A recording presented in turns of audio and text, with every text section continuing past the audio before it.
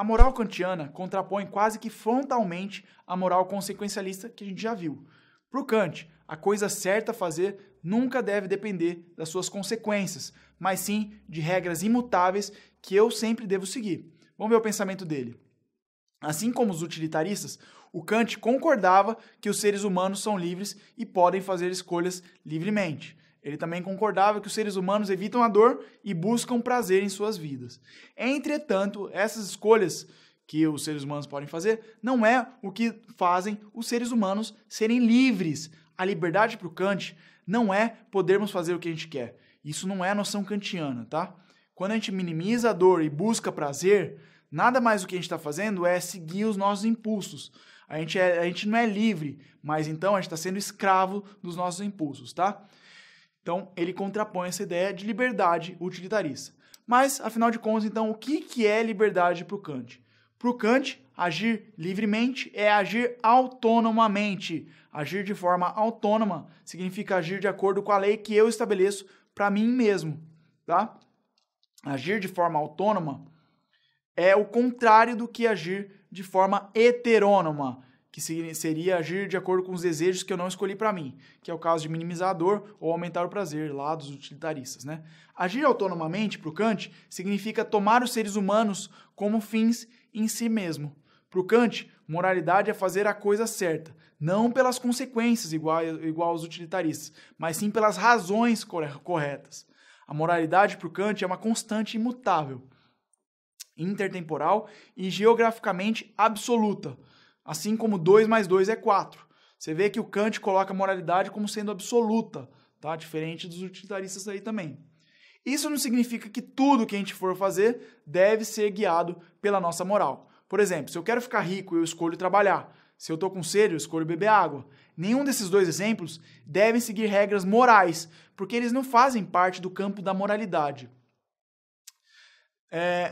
Para tudo que não faz parte da moralidade, o Kant dá o nome de imperativo hipotético. São comandos que a gente pode seguir para fazer alguma coisa. Esses imperativos hipotéticos geralmente estão relacionados com a prudência e não com a moral. Moral para o Kant é outra coisa. A moral pertence, olha aí na tela, ao não imperativo hipotético, mas ao campo do imperativo categórico.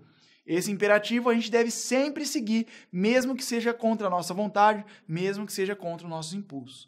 Os imperativos categóricos, eles são fruto da autonomia do ser humano. Eles são fruto da liberdade humana e da nossa capacidade humana de raciocinar. É por isso que para o Kant, a moralidade está ligada à liberdade. Então, a liberdade para o Kant é a nossa capacidade como ser humano de raciocinar. A moralidade está ligada à liberdade, tá? A gente pode entender, então, o imperativo categórico através de formulações. A primeira formulação do imperativo categórico kantiano é o princípio da universalidade. Olha aí o que fala ele na sua tela. Haja de acordo com a máxima de que suas ações possam se tornar leis universais sem risco de contradição. Então, por exemplo, imagine que eu estou no restaurante por quilo. Imagina que eu estou um pouquinho antes de pesar esse meu prato. E no meu prato tem umas batatinhas. Eu resolvo que eu quero comer uma batatinha. Pela moral consequencialista, comer uma batatinha não vai afetar muito a utilidade do restaurante, né? E vai aumentar a minha utilidade. Então não vai fazer muito mal, pela moral utilitarista. Mas vamos olhar agora pela ótica kantiana, especialmente pelo princípio da universalidade. Para o Kant, para a gente saber se pegar uma batatinha é uma ação moral, a gente precisa expandir essa ação, esse ato, de forma que pegar uma batatinha se torna uma lei universal. E aí? Você acha que a lei de poder pegar batatinhas em qualquer restaurante do mundo inteiro, no universo inteiro, pode ter alguma contradição? Alguém vai criticar essa lei? Obviamente que sim. Provavelmente muita gente não acha correto roubar uma batatinha antes de pesar o prato, né? E muito menos que isso seja uma lei universal. É por isso que o Kant diz também, um outro exemplo, que a gente nunca pode mentir. Nunca mesmo a gente pode mentir. Nem no famoso caso em que o bandido bate na sua porta, procura sua mãe e diz que vai matar sua mãe. Você não pode mentir nem nesse caso. Você deve dizer ao bandido onde ele está. Porque, olha só, vamos pausar um pouco para ver. Nesse caso, não mentir. Imagina que a gente expanda isso para ser uma lei universal. Não mentir. Vai ter contradição? Alguém vai criticar essa lei? Não. Nesse caso, a gente pode expandir a regra de não mentir universalmente, que não vai ter risco de contradição, certo? Então, não mentir faz parte da moral. Beleza, vamos para a segunda formulação que está aí na sua tela. do imperativo categórico. Essa segunda formulação é chamada de princípio da humanidade. Haja de forma que você trate os seres humanos, seja você mesmo ou os outros, sempre como fins e nunca como meros meios, tá? Nós usamos as coisas, nós usamos animais, um cavalo, por exemplo, como meios. Os seres humanos não, a gente nunca pode usar como meros meios. Os seres humanos sempre são fins em si mesmo. Usar algo como meio é usar alguma coisa para conseguir outro objetivo, né? A gente usa um copo, por exemplo, para beber água e matar nossa sede. O copo é um meio, mas a gente não pode usar um amigo rico, por exemplo, para a gente conseguir fama e status. Nunca um ser humano pode ser utilizado para uma outra finalidade. Agora, será mesmo? Você aí, assistindo esse vídeo, você não está utilizando essa aula, você está me utilizando para passar na sua prova, para entender mais a moral kantiana? Eu não estou sendo meio da sua aprovação?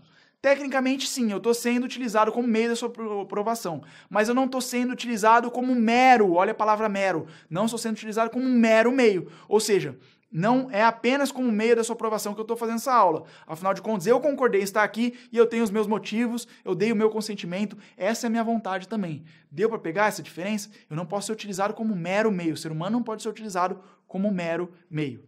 Bom, deu para destacar aí as diferenças gritantes entre a moral consequencialista, especialmente o utilitarismo, e a moral categórica kantiana. Eles são basicamente um o oposto do outro, tá? Eu espero que você tenha gostado dessa aula. A gente se vê numa próxima vez. Até mais!